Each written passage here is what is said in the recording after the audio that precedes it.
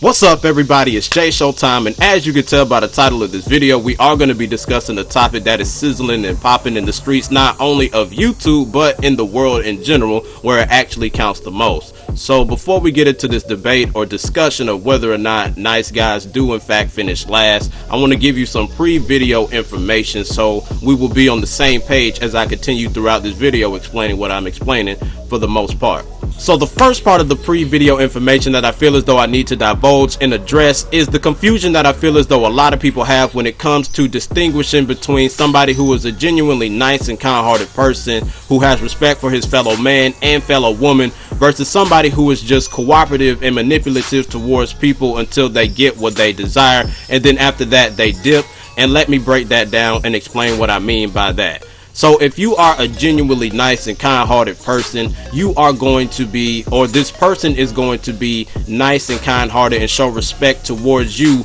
long after they have already received what you perceived that they wanted from you, while having your best interest at heart and wanting the best for you while simultaneously satisfying their own needs and desires, because as we know, a relationship should work both ways and both parties involved should benefit from it. Now, someone who is cooperative or someone who is manipulative is a human individual who will say what you want them to say towards you and will be very nice towards you and do what you want them to do towards you until they get what they want from you, and then after they do that, then they will dip and then they will no longer communicate with you or treat you like a companion. Now, this is what I feel as though a lot of people in the United States of America and worldwide have for the perception of what a nice guy truly is. Everybody usually believes that a nice guy is just a wolf in sheep's clothing. And as I've explained previously in my definition of what a genuinely nice person is, we can see that the definition of what a true and genuine nice guy or a nice person is completely trumps or contradicts what a lot of people believe what a nice guy is.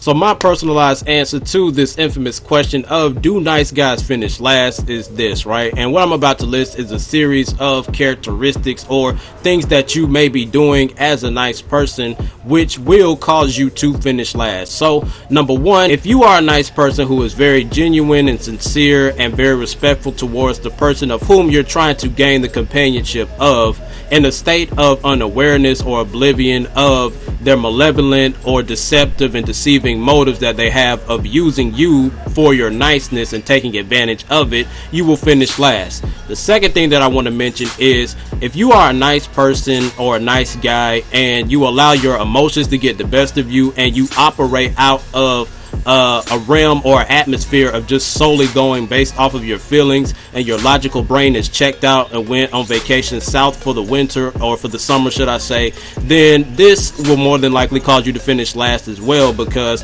all of the signs that this person may be giving you that they are not a good mate or somebody who you should not really have the companionship of, all of those type of things are going way past and over your head because your logical brain has checked out. The last and final reason why nice people or nice guys finish last is because by them being very kind and being very nice and sincere and respectful towards the person of whom they want to gain the companionship of, the person of whom they're trying to gain the companionship of views their niceness as desperation, right? And whether or not they're actually desperate or not, we're not going to get into that. But what we have to understand is that if somebody perceives that you're being desperate, then they're not going to be with you for multiple factors. Number one, because desperation has a very distinct and very nasty odor to it. I've been told that it smells like fish sticks and melted crayons. I don't know, that's just what I've heard, but anybody who can smell desperation on anybody does not want to be around them, because they almost feel as if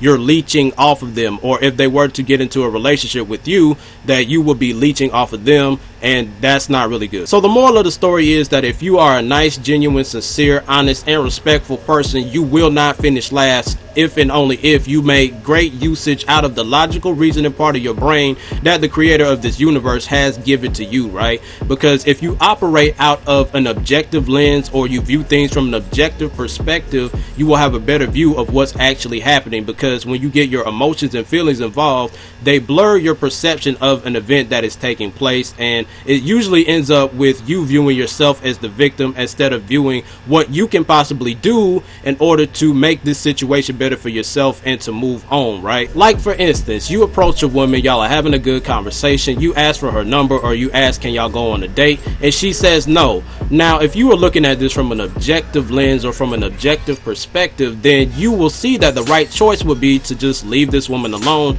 and keep going on and progressing about your day, looking for other people who are naturally compatible with you, right? But no, a lot of people, what they will do in most cases is try to become her friend, right? Because they believe that if I become a friend, I'll be able to work my way up the ladder and eventually she will fall for me, instead of making great usage of their time, because they don't realize that this woman really doesn't have any intentions of actually dating them, but because they're under this illusion, because their feelings have gotten involved, they will sit in the friend zone for Lord knows how long, hoping that the woman will eventually come around instead of using their time wisely. Sometimes it is in your best interest to actually pay attention to and put your energy, effort, and concentration into the person who is actually showing you characteristics that they truly care about you and are actually putting their energy, effort, and concentration into you. Sometimes you might want to go with the person who is not necessarily that really attractive. The guys aren't really fighting over her. She may have glasses, she may have freckles, she may have all of these type of things, but hey,